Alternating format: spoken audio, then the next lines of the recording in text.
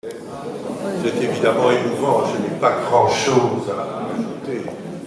après vraiment ce message poignant. Et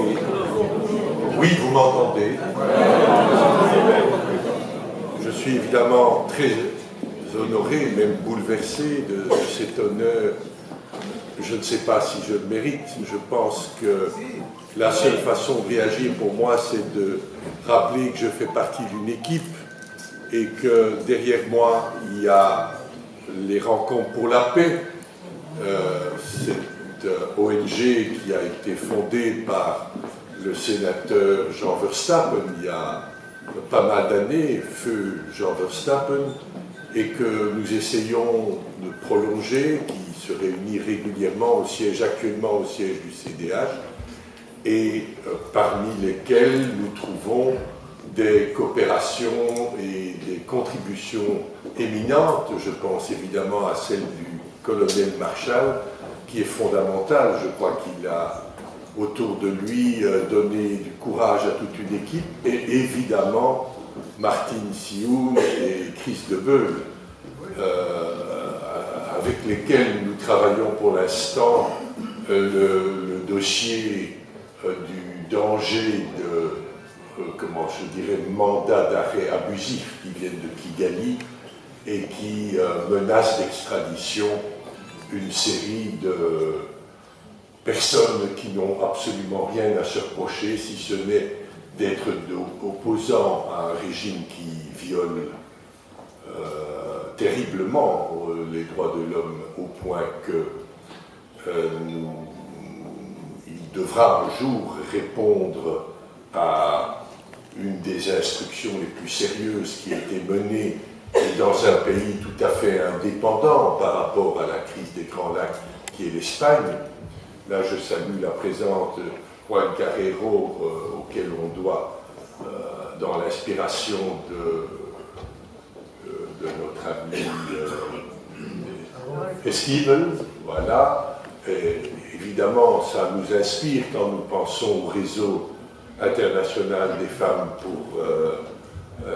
la démocratie et la paix, parce que là, on pense à l'Argentine de la période sinistre des colonels et aux mamans et aux grands-mères de la Plaza de Mayo, non? Et je crois que le réseau international des femmes est bien à reprendre ce flambeau-là. Et effectivement, pour ce qui me concerne, quand on m'a si gentiment présenté, effectivement, à partir des années 90-95, au secrétariat général de l'IDC, eh bien, nous avons vu un tournant qui s'est opéré, et particulièrement dans l'Afrique des Grands Lacs, et particulièrement au Rwanda, où dès 1992, je vois le début février 1992, quand nous avons reçu l'appel de détresse comment est-ce que je dirais, des paroisses du Moutara, du doyenné du Moutara, et que nous avons vu quelles étaient les méthodes d'action de l'APR, en dehors de tout,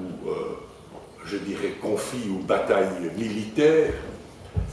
la façon dont on a dépassé et poussé comme du bétail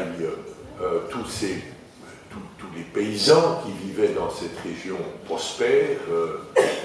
grande productrice d'aliments pour le Rwanda, quand nous avons vu que non seulement l'appel est resté sans réaction, et que un an après, en février 93, il y a eu évidemment l'invasion et comment est-ce que je dirais, et la provocation de 600 nouveaux déplacés après une offensive scandaleuse. Il était difficile, après avoir vécu, j'ai pu moi-même me rendre au nord de Ruhengeri et voir des charniers laissés après cette offensive de février 93. Il était difficile quand, à partir de septembre, il était évident que les déplacés de guerre ne rentraient pas chez eux, de croire que l'on pouvait installer des institutions du nouveau Rwanda. Très difficile. Victoire Ingabire. Victoire Ingabire, après les échecs, même les échecs de l'IDC, c'est notre insuffisance par rapport à la communauté internationale, le peu d'influence que nous avons été capables d'obtenir à l'égard de ce type de guerre non déclarée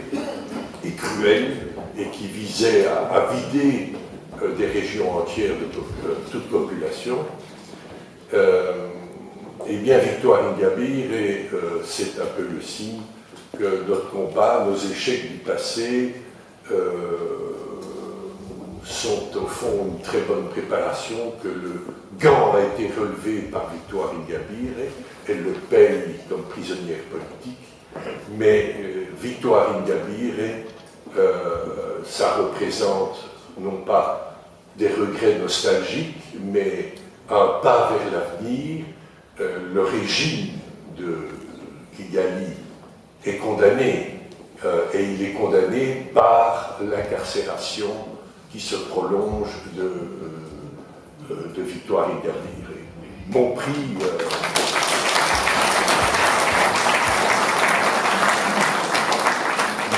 je voudrais le dédier si possible, vraiment, et j'insiste là-dessus, aux frais de la défense de Victoire Ingabire en appel devant la Cour africaine des droits de l'homme et des peuples.